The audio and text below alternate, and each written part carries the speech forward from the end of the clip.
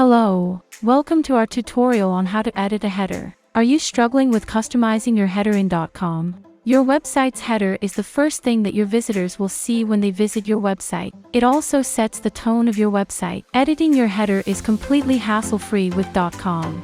Go to the desired theme page in your Dotcom account and click Widgets. Select Header from the drop-down. Drag and drop a style variation to the design canvas. Your header is a collection of different components. It includes logo, menu, and call to action buttons like sign up and sign in buttons. Let's go through the overview of each section in the header. 1. Logo. Click the edit icon of the element. Here, you can alter the content, style, and advanced settings. Go to the Content tab. Here, you have the option to add an image or text as the logo. If you select the image option, upload a logo whose size does not exceed 5 megabytes. Then, configure its alignment.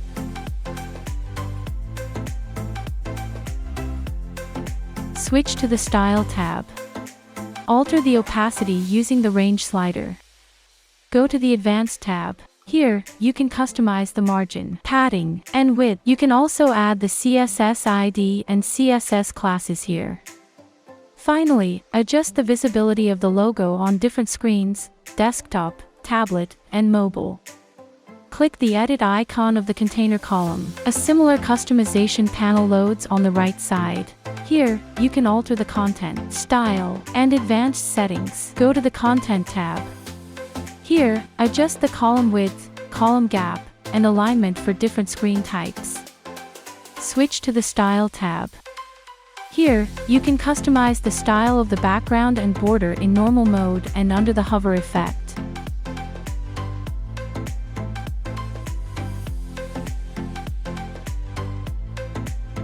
Under the Advanced tab, customize the margin, padding, width, and visibility of the logo. 2. Menu.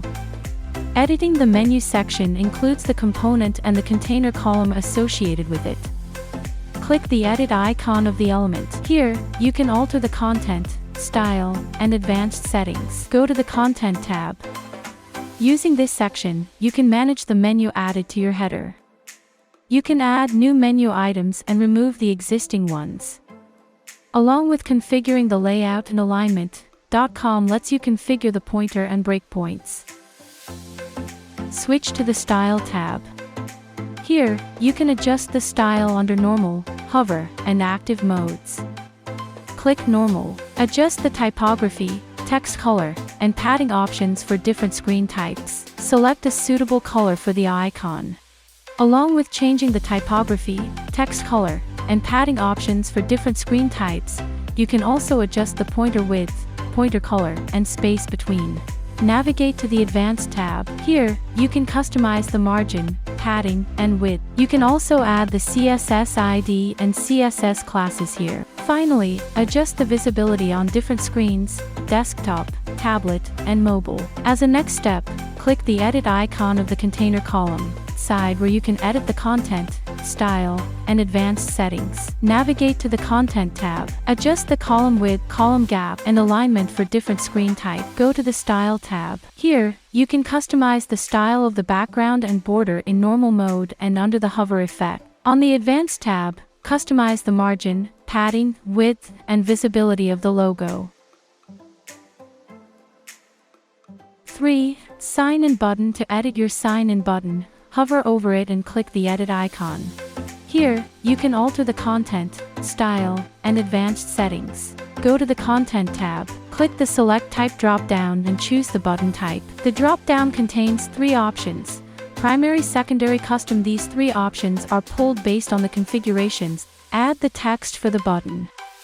Link your button to a page, external URL, file download, email, or phone number.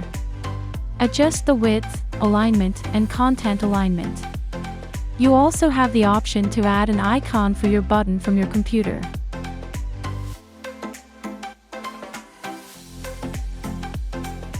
Switch to the Style tab. Here, you can customize the style of the background in normal mode and under the hover effect. Finally, go to the Advanced tab and carry out the necessary customizations. Now, let's go through the container row that wraps all these components. Hover over the edit icon of the container row. Like the container column, you can customize the content, style, and advanced settings here. Here, you can adjust the content width, height, row gap, column position, vertical height, and HTML tag. Switch to the Style tab. It has normal mode and hover effect tabs. Under each mode, configure the background and border customizations. Navigate to the Advanced tab. Here, you can customize the margin, padding, and width. You can also add the CSS ID and CSS classes here. That is all about the container row in header. Along with the above customizations, press drag and drop the icon to move the section to the desired position on the page. To create a new container, hover over the element and click on plus. A new blank container is added below the existing header section on your web page.